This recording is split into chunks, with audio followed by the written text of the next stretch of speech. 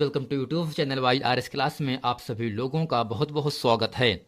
जैसा कि फ्रेंड दोस्तों आपको पता है कि 12 अप्रैल को 2022 को यूपी बोर्ड में विषय गणित का पेपर हुआ। जैसा कि दोस्तों आप लोगों के सामने पेपर है, तो दोस्तों आज की इस वीडियो में मैं आप लोगों को गणित का पेपर का पूरा हल इस वीडियो में अच्छे तरीके से बताने वाला हूँ। यदि दोस्तों आप इस चैनल पर नए हैं तो इसे आप लाइक सब्सक्राइब और शेयर ज़रूर कर दें, ताकि इसी तरह के आने वाले नोटिफिकेशन वीडियो आप लोगों तक आसानी से पहुंचता रहे। तो दोस्तों गणित में मैंने इसके पहले के वीडियो में खंड पहले के प्रश्न नंबर 3 में जितने भी खंड थे का खा गा और घा तक, इसके पहले के वीडियो में अच्छे तरीके से मैंने आप लोगों को पढ़ा दिया था। तो दोस्तों आज हम पढ़ेंगे प्रश्न नंबर 4 से। और दोस्तों प्रश्न नंबर 4 में 4 खंड हैं, चारों खंडों को अच्छे तरीके से हम हल करेंगे। दोस्तों काप के सामने कह रहा है, यहां से दिया गया है HCF 306 का दिया दोस्तों 9, यानी दोस्तों दो संख्या है 306 और 657 का मासा दिया है दोस्तों कितना 9। तो दोस्तों इन्हीं दोनों संख्याओं का हमें लासा पूछ रहा है। दोस्तों दूसरे सवाल यहां से कह रहा है यदि साइन 3a बराबर कॉस a माइनस 26 अंश हो, जहां 3a एक न्यून कोण है, तो a का मान ज्ञात कीजिए। दोस्तों प्रश्न नंबर ग है 10 मीटर लंबी एक सीढ़ी एक दीवार पर टिकाने पर भूमि से 8 मीटर की ऊंचाई पर स्थित एक खिड़की तक पहुंचती है। दीवार के आधार से सीढ़ी के निचले सिरे तक की दूरी ज्ञात कीजिए। और दोस्तों प्रश्न नंबर घाप के सामने यहां से कह रहा है 5.8 सेंटीमीटर का एक रेखा खंड खींचिए और इसे 4:3 के अनुपात में विभाजित कीजिए। दोनों भागों की माप लिखिए। आइए दोस्तों प्रश्न नंबर का खा और गा घा इस पूरे वीडियो में अच्छे तरीके से हम सीखते हैं। अब दोस्तों यहां से लिखेंगे, इसके हल में दिया है दोस्तों, क्या लिखेंगे दिया। दोस्तों दिया क्या है HCF अर्थात दो संख्या का HCF दिया है 306 कामा 657। दोस्तों दो संख्याओं का हमें मासा 9 दिया है। तो दोस्तों यहां से LCM जिसे कहते हैं लासा, अर्थात दोस्तों 306 कामा 657 का हमें दोस्तों लासा पूछ रहा है। अब दोस्तों करते क्या है, एक सूत्र होता है, चूंकि LCM बराबर दोस्तों होता है सूत्र दोनों संख्याओं का गुणनफल, दोनों संख्याओं का गुणनफल बटे दोस्तों क्या होता है मासा। अर्थात दोस्तों सूत्र होता है एलसीएम ज्ञात करने का, दोनों संख्याओं का गुणनफल बटे दोस्तों क्या होता है मासा। और दोस्तों मासा को हम कहते हैं HCF कहते हैं। अब दोस्तों यहां से दो संख्या है, क्या दो संख्या दोस्तों क्या है, पहला 306, दूसरा दोस्तों कितना है 657 है। इन दोनों संख्याओं को दोस्तों गुणनफल यानी गुणा कर दिया। अब दोस्तों इन्हीं दोनों संख्याओं का HCF अर्थात मासा कितना है, प्रश्न में दिया है 9। अब दोस्तों करते क्या है, यहाँ से 306 में हम 9 से भाग कर देते हैं और दोस्तों ये कट जाता है 34 बार पे। दोस्तों यहाँ से 34 गुणे आपको मिल गया 657।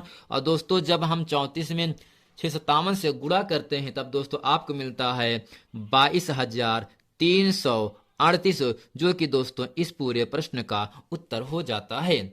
अब दोस्तों प्रश्न नंबर 4 का प्रश्न नंबर खाप के सामने यहां से कह रहा है यदि साइन 3a बराबर कॉस a माइनस 26 अंश हो, जहां 3 एक न्यून कोण है, तो a का मान ज्ञात कीजिए। अब दोस्तों करते कहां से लिखेंगे, दिया है दोस्तों क्या लिखेंगे, दिया है दोस्तों दिया क्या है साइन 3a बराबर कॉस a माइनस 26 अंश।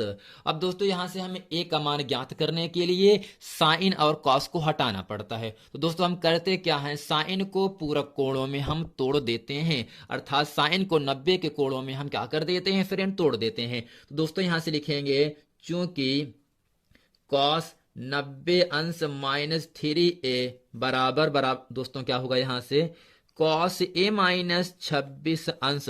चूंकि दोस्तों सूत्र होता है कॉस 90 माइनस थीटा बराबर दोस्तों होता है साइन थीटा, अर्थात दोस्तों कॉस का 90 का अंतर का पूरक कोण सूत्र होता है साइन थीटा। तो दोस्तों कॉस से कॉस कट जाता है, तो दोस्तों यहां से बचा क्या 90 माइनस 3a बराबर a माइनस 26 अंश।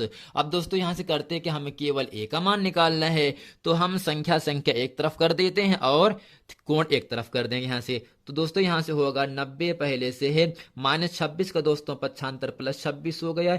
ए पहले से है, -3a का दोस्तों पक्षांतर +3a होता है।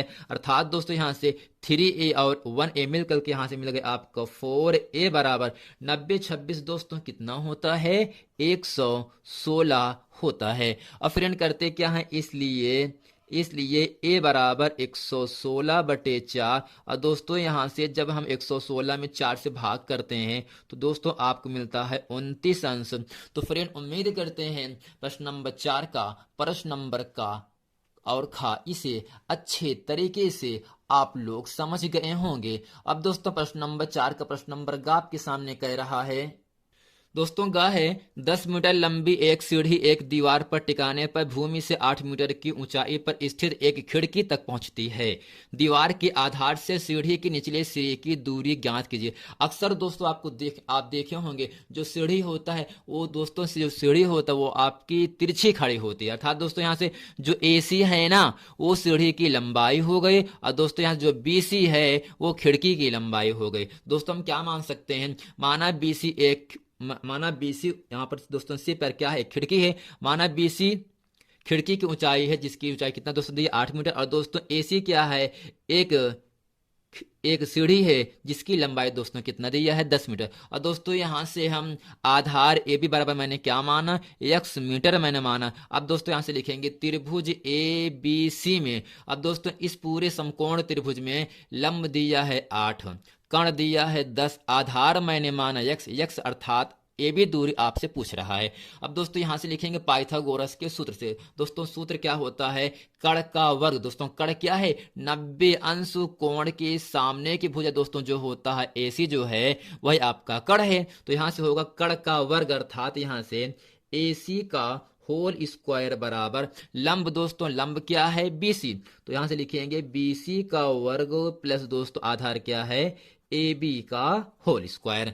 अब दोस्तों इसमें आपको AC का मान कितना दिया है प्रश्न में 10, तो यहां से लिखेंगे 10 का स्क्वायर बराबर, और फ्रेंड BC का मान 8 है ना तो 8 का स्क्वायर हो गया प्लस AB दोस्तों मैंने क्या माना, इसी को अभी ऐसे रहने दीजिए AB को। अब दोस्तों 10 का वर्ग 100 होता है और दोस्तों 8 का वर्ग 64 और दोस्तों AB का मान मैंने क्या माना x, तो आपका होगा x स्क्वायर। अब फ्रेंड यहां से करते क्या है, 100 को ऐसे लिखेंगे प्लस 64 का दोस्तों पक्षांतर -64 बराबर दोस्तों x स्क्वायर हो गया। और दोस्तों x स्क्वायर बराबर 100 में से जब 64 दोस्तों घटता है तो आपको मिलता है 36। और दोस्तों यहां से लिखेंगे x स्क्वायर बराबर, और दोस्तों 36 को हम लिख सकते हैं 6 का होल स्क्वायर। अब दोस्तों घात से घात कट गए अर्थात दोस्तों यहां से x बराबर आपका मिल गया 6 सेंटीमीटर। अर्थात दोस्तों यहां से दीवार के ये पूरे दीवार हो गया। बी आपका दीवार के आधार से सीढ़ी के निचले सिरे तक की जो दूरी दोस्तों आया वो हो x बराबर 6 सेंटीमीटर आ गया। अब दोस्तों यहाँ आपके सामने प्रश्न नंबर 4 का घात कह रहा है 5.8 सेंटीमीटर लंबाई का एक रेखाखंड खींचिए और इसे 4:3 के अनुपात में विभाजित कीजिए। दोनों भागों की माप भी लिखिए। आइए दोस्तों इस प्रश्न को अच्छे तरीके से हम हल करते हैं। अब दोस्तों इस पूरे प्रश्न में आपको समझना क्या है, सर्वप्रथम हम दोस्तों करते क्या है, AB बराबर 5.8 सेंटीमीटर का एक रेखाखंड खींच दिया। अब दोस्तों इसका जो अनुपात दिया कितना दिया दोस्तों, अनुपात दिया 4:3 दिया है। दोस्तों जो अनुपात दिया होता है उसको पहले में जोड़ना पड़ रहा था। दोस्तों यहाँ से 4 + 3 बराबर दोस्तों क्या हो गया आपका 7 ना। तो दोस्तों हमें जो आपका ए है AX एक रेखाखंड खींच देते हैं जो कि आपका न्यून कोण होता है। इस रेखाखंड को दोस्तों हम जो अनुपात है जो इसका जोड़ आ रहा है 7, इसे 7 भागों में हम बांट देते हैं। और दोस्तों वह 7 भाग क्या क्या है, x1 x2 x2 x3 अर्थात दोस्तों x1 x2 x3 x4 x5 x6 x7 अर्थात जो आपका अनुपात दिया होता है उसको हमें क्या करना पड़ता है, जोड़ना पड़ता है। क्या करना पड़ता है दोस्तों, जोड़ना पड़ता है। अब दोस्तों मैंने किया क्या, यहाँ से इसमें लिखेंगे दिया है रेखाखंड AB बराबर दोस्तों दिए कितना प्रश्न में 5.8 सेंटीमीटर है। दोस्तों रचना करनी है, रेखा AB को 4:3 में विभाजित करनी है। अब दोस्तों यहां से लिखेंगे रचना विधि। दोस्तों इसमें लिखेंगे सर्वप्रथम एक रेखाखंड AB बराबर 5.8 सेंटीमीटर खींचा। तो दोस्तों आपको करना क्या है, पटरी की सहायता से 5.8 सेंटीमीटर का एक रेखाखंड आपको खींच देना है। अब दोस्तों यहां से लिखेंगे दूसरे पॉइंट में, रेखा ए बी पर बिंदु ए से, बिंदु दोस्तों यहां पर क्या ए आपका है, बिंदु ए से न्यून कोण बनाती हुई ए एक्स, दोस्तों ये क्या आपका है ए एक्स, एक रेखाखंड खींचा। अब दोस्तों यहां से लिखेंगे तीसरे पॉइंट में, रेखा ए एक्स में समान लंबाई के अर्थात 4 + 3 = 7 भाग ए x1 x1 x2 x2 x3 x3 x4 x4 x5 x5 x6 और दोस्तों इसे x6 x7 की, यानी दोस्तों जितना दूरी x1 है उतना ही दूरी x1 x2 रहेगा, अर्थात दूरी दोस्तों x6 से x7 तक की जो दूरी होगा वह सदैव दोस्तों क्या होगा यहाँ से बराबर रहेगा। अब दोस्तों यहाँ से लिखते हैं चौथे पॉइंट में, रेखा x7 को b से मिला दिया, यानी दोस्तों जो आपका x7 है इसे हम क्या करते हैं b से मिला देते हैं। अब दोस्तों मिलाने के बाद जितने अंश का कोण ये यहाँ पर बनेगा उतने ही अंश को दोस्तों जो आपका पहला संख्या क्या 4 है, जो संख्या दोस्तों पहला यहां से 4 है, इसको भी हम x4 से x7b के समांतर क्या करते हैं एक रेखाखंड खींचते हैं, जिसका दोस्तों मैंने नाम क्या रखा है यहां से p। दोस्तों यहां से आपको लिखना क्या है, रेखा x7 को b से मिलाया, बिंदु x4 से x7b के समांतर रेखा x4b खींचा जो ab को p पर काटता है। तो दोस्तों उम्मीद करते हैं प्रश्न नंबर 4 का घ इसे अच्छे तरीके से आप समझ गए होंगे। अब दोस्तों प्रश्न नंबर 5 का आपके सामने कह रहा है, तो दोस्तों 5वां प्रश्न आपके सामने कह रहा है यहां से, ऐसी दो संख्याएं ज्ञात कीजिए जिनका योगफल 27 हो और गुणनफल 182 हो, जैसा कि दोस्तों 4 नंबर के लिए प्रश्न आपसे पूछा गया है। आइए दोस्तों प्रश्न नंबर 5 का इसे अच्छे तरीके से हल करते हैं। अब दोस्तों इसके हल में लिखेंगे यहां से, माना दो संख्याएं x और y है। दोस्तों मैंने क्या माना, दो संख्या x और y, दोस्तों यहां से लिखेंगे प्रश्नानुसार। दोस्तों प्रश्न क्या कह रहा है, इन्हीं दोनों संख्याओं को योगफल कह रहा है 27, यानी x + y बराबर दोस्तों कितना है 27, और दोस्तों कह रहा है इन्हीं दोनों संख्याओं का गुणनफल दिया 182, अर्थात दोस्तों यहां से x y बराबर दोस्तों कितना दिया है 182 दी है। अब दोस्तों करते क्या है, ऊपर से हम x का मान निकाल लेते हैं, तो 27 + y का दोस्तों पक्षांतर -y हो गया। अब दोस्तों इसे हम क्या मानते हैं, समीकरण नंबर 1 मान लेते हैं, इसे हम क्या मानते हैं दो समीकरण नंबर 2 मान लेते हैं। ठीक, तो दोस्तों x का मान समीकरण नंबर 2 में रखने पर, तो यहां से लिखेंगे x का मान समीकरण 2 में रखने पर, और दोस्तों 2 क्या है आपके सामने है x y बराबर 182, और दोस्तों जहां पर x है वहां पे रखेंगे 27 -y, और दोस्तों ये y पहले से है बराबर दोस्तों 182 हो गया। अब दोस्तों करते क्या है, यहाँ से 27 × y 27y -y × y square, और दोस्तों प्लस 182 है, इसका पक्षांतर -182 दोस्तों क्या हो गया 0। अब दोस्तों करते क्या है, यहाँ से हम माइनस कॉमन ले लेंगे, -y स्क्वायर है, माइनस कॉमन लेंगे तो +y स्क्वायर हो जाएगा, और प्लस 27y है, माइनस कॉमन लेने से -27y हो गया, और दोस्तों -182 है, माइनस कॉमन लेने से +182 हो गया, बराबर दोस्तों क्या हो गया 0।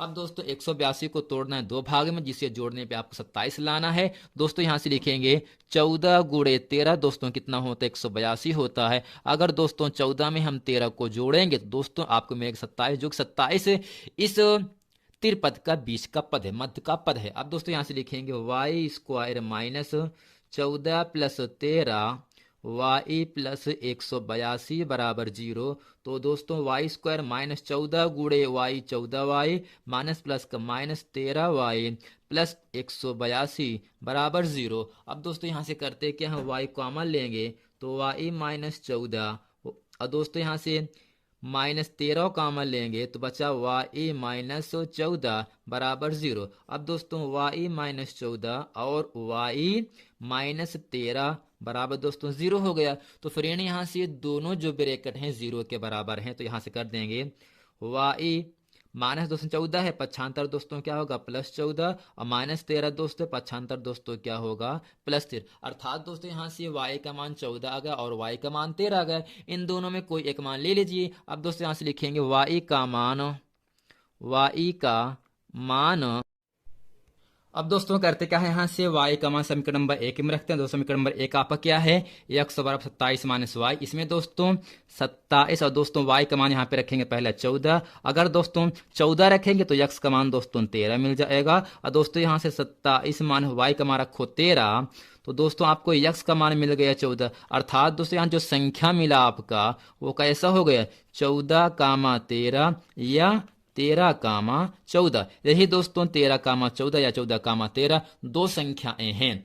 आइए दोस्तों प्रश्न नंबर 5 का आपके सामने यहां से कह रहा है, उस रेखा पर जो अक्षों से ए और बी का अंतःखंड काटती है मूल बिंदु से डाले गए लंब की लंबाई p है, तो सिद्ध कीजिए कि 1/p² बराबर 1/a² प्लस 1/b²। अब दोस्तों यहां से हम पहले बना लेते हैं चतुर्थांश। कैसे क्या है ये दोस्तों, क्या आपका है चतुर्थांश है। इसमें दोस्तों आपको क्या समझना है, x डैश x अक्ष y डैश y अक्ष कहलाया आपका मूल बिंदु होगा दोस्तों, जिसे कहते हैं 0, 0। दोस्तों यहां से अक्षों पर ए और बी अंतःखंड काटती है। दोस्तों यहां से क्या करेंगे, यहां से आपका ए दूरी हो गया और दोस्तों ये आपका बी दूरी हो गया, यानी एक्स अक्ष पर ए दूरी और वाई अक्ष पे काट रहा है दोस्तों बी दूरी। और दोस्तों इस बिंदु को हम ए मानेंगे और इस बिंदु को दोस्तों बी मानेंगे। अगर दोस्तों एक्स अक्ष पर वाई का मान दोस्तों क्या होता है 0, अर्थात a,0, और दोस्तों वाई अक्ष पर एक्स का मान क्या होता है 0 होता है। अब दोस्तों यहां से क्या कहा जा रहा है, मूल बिंदु से डाले गए लंब की लंबाई p, अर्थात दोस्तों जो आपका मूल बिंदु यहां से O है, इस पर दोस्तों हम क्या कर देते हैं, एक लंबो जिसका नाम दोस्तों क्या है P है। अब दोस्तों यहां से लिखेंगे क्या दोस्तों, लिखेंगे डाले गए लंब की लंबाई। तो दोस्तों यहां से लिखेंगे इसके हल में डाले गए लंब की लंबाई दोस्तों सूत्र होता है, लंबाई को हम यहां से P से लिखेंगे और दोस्तों P बराबर होता है ax1 plus by1 plus c बटे इन रूट a² प्लस b²। अब दोस्तों करते क्या है, यहां से दो बिंदु से होकर जाने वाले, तो यहां से लिखेंगे दो बिंदु से होकर जाने वाली दो बिंदु से होकर जाने वाली रेखा का समीकरण दोस्तों सूत्र क्या होता है, यहां से हम लिखेंगे y माइनस y1 बराबर, और दोस्तों यहां से होता है y2 माइनस y1 बटे x2 माइनस x1, और दोस्तों यहां से होता है x माइनस x1। अब दोस्तों करते क्या है, बिंदु क्या आपका है 0, 0 मूल बिंदु, तो दोस्तों यहां से लिखेंगे बिंदु ए। दोस्तों बिंदु क्या है ए, दोस्तों ए क्या है a,0 है, a,0। और दोस्तों बिंदु बी क्या आपका है, वो आपका 0,b है। से होकर जाने वाली रेखा का समीकरण। अब दोस्तों करते क्या है, इसमें x1 y1 x2 y2 है ना दोस्तों। अब इसमें दोस्तों यहां पर लिखेंगे y माइनस, अब दोस्तों करते क्या है, x1 y1 x2 y2 का मान हम इसी में रखेंगे इस सूत्र में। तो दोस्तों y1 का मान दोस्तों यहाँ से 0 है, बराबर दोस्तों y2 का मान यहाँ से b, और दोस्तों y1 का मान 0, और दोस्तों x2 का मान यहाँ से 0 है, और दोस्तों x1 का मान a है। x1 माइनस दोस्तों x1 का मान यहाँ से कितना है, आपका a है। अब दोस्तों करते क्या है, यहाँ से लिखेंगे y बराबर b बटे माइनस ए एक्स माइनस ए। अब दोस्तों यहां से करते क्या है, तिरछा गुणा करेंगे यहां से, तो आपको मिलेगा माइनस ए वाई बराबर बी एक्स माइनस दोस्तों ए बी हो जाएगा। अब दोस्तों यहां से करते क्या है, तो फिर यहां से करते क्या है, minus A Y minus B X plus A B बराबर दोस्तों 0 कर दिया, और यहां से हम माइनस कॉमन कर लेंगे। तो दोस्तों यहां से होगा आपका A Y plus B X minus A B बराबर 0। अब दोस्तों करते क्या है, इसे हम समीकरण नंबर क्या मानते हैं, 1 मान लेंगे। अब दोस्तों क्या लिखेंगे यहां से, मूल बिंदु, तो यहां से लिखेंगे मूल बिंदु ओ 0,0 से डाले गए लंब की लंबाई डाले गए दोस्तों लंब की लंबाई। दोस्तों सूत्र के यहाँ से क्या होता है, P बराबर AX1 प्लस BY1 और दोस्तों प्लस C बटे दोस्तों सूत्र होता है A square plus B square. दोस्तों इसमें X1 Y1 दोस्तों क्या है, दोनों जीरो है दोस्तों। यहाँ से होगा तो यहाँ से दोस्तों होगा A गुणे जीरो प्लस B गुणे जीरो प्लस C बटे दोस्तों A square plus B square. अर्थात दोस्तों यहाँ से लिख सकते हैं हम, यहाँ से दोस्तों यहाँ से रहेगा आपका माइनस में आपका आएगा। दोस्तों इस समीकरण में क्या करते हैं, x1 का मान और y1 का मान रखते हैं 0, दोस्तों बराबर क्या प्राप्त होगा, माइनस AB बटे इन root A square plus B square.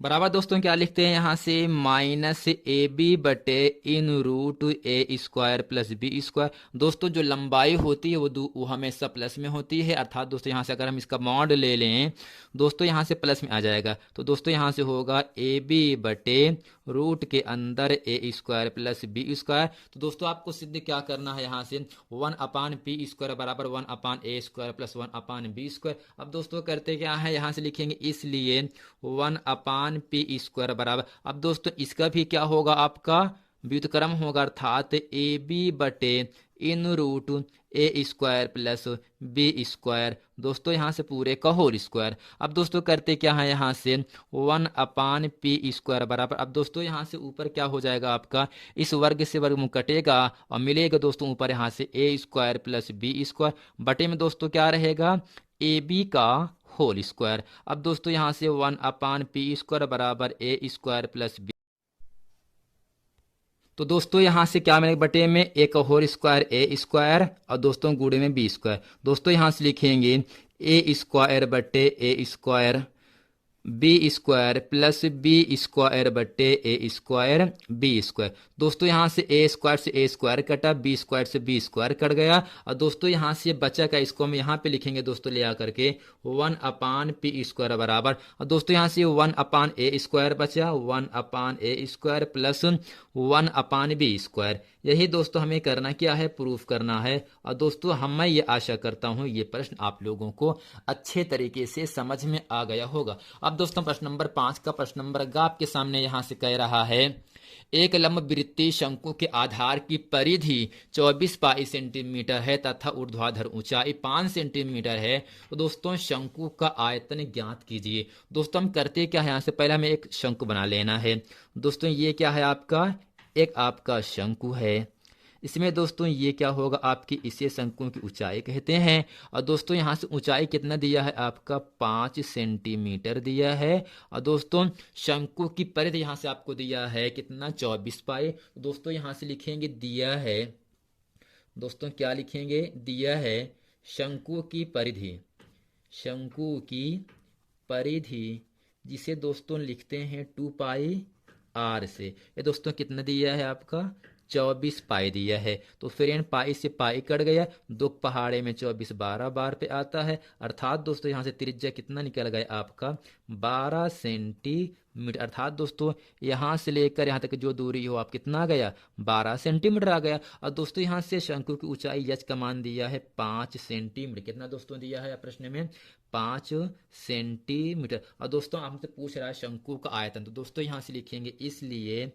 शंकु का आयतन। दोस्तों सूत्र क्या होता है आपको याद होगा, आयतन बराबर दोस्तों सूत्र होता है 1/3 पाई R स्क्वायर एच, पाई R स्क्वायर एच। दोस्तों यहाँ से 1/3 और दोस्तों पाई को ऐसे लिखें, जबकि दोस्तों R का मान कितना है, 12 गुणे 12 और दोस्तों H का मान 5 है। तो दोस्तों 3 के पहाड़े में 12 4 बार पे आएगा, तो फिर यानी यहाँ से मिलेगा आपको। अब दोस्तों करते क्या है, 12 गुणा पाई में करेंगे तो आपको मिलेगा 12 पाई गुणे 5 20, और दोस्तों 12 दूनी होता है 24 अर्थात 240 पाई, और दोस्तों आयतन का मात्रक होता है सेंटीमीटर क्यूब।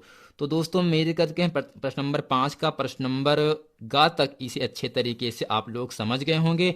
अब दोस्तों प्रश्न नंबर 5 का प्रश्न नंबर घ कह रहा है आपके सामने यहाँ से। दोस्तों प्रश्न नंबर 5 के घ में आपको इतना ही समझना है, समांतर माध्य दिया 18, तो दोस्तों हमें इसमें बारंबारता f का मान ज्ञात करना है। आइए दोस्तों प्रश्न नंबर 5 का प्रश्न नंबर घ इसे अच्छे तरीके से हल करते हैं। और दोस्तों ये जो प्रश्न है 4 नंबर के लिए आपसे पूछा जाता है। अब दोस्तों इसमें दिया क्या है, वर्ग अंतराल दिए है और यहाँ से बच्चों की संख्या अर्थात बारंबारता दिए है। दोस्तों हमें यहाँ से वर्ग अंतराल की सहायता से मध्यमान निकाल लेना है। और दोस्तों मध्यमान कैसे निकालते हैं, उच्च वर्ग सीमा 13, निम्न वर्ग सीमा 11, दोनों को जोड़ करके 2 से भाग देते हैं। तो दोस्तों यहाँ से 13 और 11 का जोड़ 24 होगा और दोस्तों 24 का आधा कितना होता है, 12, अर्थात दोस्तों मध्यमान कितना आ गया, 12। अब दोस्तों यहाँ से अगर 12 है तो यहाँ से लिखेंगे दोस्तों अगर सबका 2-2 का अंतर आ रहा है तो 12 2 दोस्तों 14 होगा, 14 2 16, 16 2 18, 18 2 20, 20 2 22 और दोस्तों 22 2 कितना होता है, 24। अब दोस्तों करते क्या है, यहाँ से एफ में यक्स वाले मान से गुणा करें, अर्थात दोस्तों बच्चों की संख्या और मध्यमान का आपस में हम क्या कर देते हैं, गुणा कर देते हैं। अर्थात दोस्तों यहाँ से 1200 कितना मिलेगा आपको, 84 मिलेगा। और दोस्तों यहाँ से आपको मिलेगा 14 छंग दोस्तों कितना होता है, 84 हो जाएगा। यहाँ से दोस्तों यहाँ पर क्या होगा, 14 छंग कितना होगा, 84 और दोस्तों 16 गुणे 9 होता है 144 मिलेगा। इसी के साथ दोस्तों 18 गुणे 13 आपको मिलता है 234 मिलेगा। और दोस्तों यहाँ से 20 का गुणा एफ में करोगे तो मिलेगा आपको 20 एफ मिलेगा। और दोस्तों 22 का गुणा कर दो 5 में तो आपको मिलेगा 110। और दोस्तों 24 गुणे 4 होता है कितना, 96 होता है। अब दोस्तों करते क्या है, यहाँ से जो आपका सिग्मा एफ गुणे एक्स इसका हम सब क्या कर देते हैं दोस्तों, जोड़ देते हैं। यहाँ से दोस्तों क्या होगा आपका, इन सब का जो दोस्तों जोड़ होता है 20 एफ प्लस दोस्तों 752। अब दोस्तों जो आपके बच्चों की संख्या जो बारंबारता है इनका दोस्तों जोड़ कितना है, 44 प्लस एफ है। अब दोस्तों हमें करना क्या है, पूछ रहा है समांतर माध्य क्या होगा। दोस्तों यहां से लिखेंगे, इसलिए समांतर माध्य एक्स बार बराबर दोस्तों सूत्र होता है सिग्मा एफ गुणे एक्स बटे सिग्मा एफ। अब दोस्तों एक्स बार का मान प्रश्न में दिया है कितना, 18 दिया है। और दोस्तों सिग्मा एफ गुणे एफ का मान कितना दिया है, 20 एफ प्लस 752 बटे, और दोस्तों यहां से मान दिया है कितना, सिग्मा एफ का मान 44 प्लस एफ दिया है। अब दोस्तों करते क्या है, यहाँ से हम तिरछा गुणा कर देते हैं। और दोस्तों यहाँ से 18 गुणे 44 होता है कितना, 792 होता है। 792 प्लस 18 गुणे एफ दोस्तों कितना होगा, 18 एफ होता है बराबर दोस्तों 20 एफ प्लस 752। अब दोस्तों करते क्या है, यहाँ से 792 प्लस 752 का दोस्तों पक्षांतर होगा माइनस 752 बराबर दोस्तों 20 एफ पहले से है प्लस 18 एफ का दोस्तों पक्षांतर माइनस 18 एफ हो गया। और दोस्तों जब 792 में से हम 752 घटाते हैं तब दोस्तों यहां से मिलेगा आपको 40 मिलेगा। और दोस्तों 20 में से 18 गए आपको मिलेगा 2 एफ, अर्थात दोस्तों यहां से लिख सकेंगे हम 2f बराबर 20। और दोस्तों f बराबर आपको मिलेगा 20 बटे 2, अर्थात दोस्तों f का मान यहां से मिल गया आपका 10। तो दोस्तों उम्मीद करते हैं ये पूरा प्रश्न वीडियो अच्छे तरीके से आप लोगों को समझ में आ गया होगा। दोस्तों जब आपको यहां से समांतर माध्य निकालना या f का मान निकालना हो तो जो वर्ग अंतराल दिया जाता है वो बच्चों की संख्या अर्थात बारंबारता दिया है तो दोनों को जोड़ करके 2 से भाग करेंगे, जो मान आएगा वही आपका मध्यमान होगा। और दोस्तों एक्स और एफ का दोनों गुणा कर देते हैं, इन सबको जोड़ते हैं और जोड़ने के बाद जो मान आता है इसे कहते हैं सिग्मा एफ गुणे एक्स कहते हैं। दोस्तों यहाँ से एक्स बार का मान 18 दिया है, सिग्मा एफ गुणे एक्स और सिग्मा एफ का मान रखने के बाद दोस्तों इसे अपन 1 मान करके तिरछा गुणा कर दिया। और दोस्तों गुणा करने के बाद यहाँ से एफ का मान निकल गया आपका 10 मीटर 10, अर्थात दोस्तों यही जो प्रश्न आया है इस पूरे प्रश्न का उत्तर हो जाता है। तो फ्रेंड उम्मीद करते हैं ये पूरा प्रश्न वीडियो अच्छे तरीके से आप लोगों को समझ में आ गया होगा। मिलते हैं फ्रेंड नेक्स्ट वीडियो में, तब तक के लिए थैंक यू।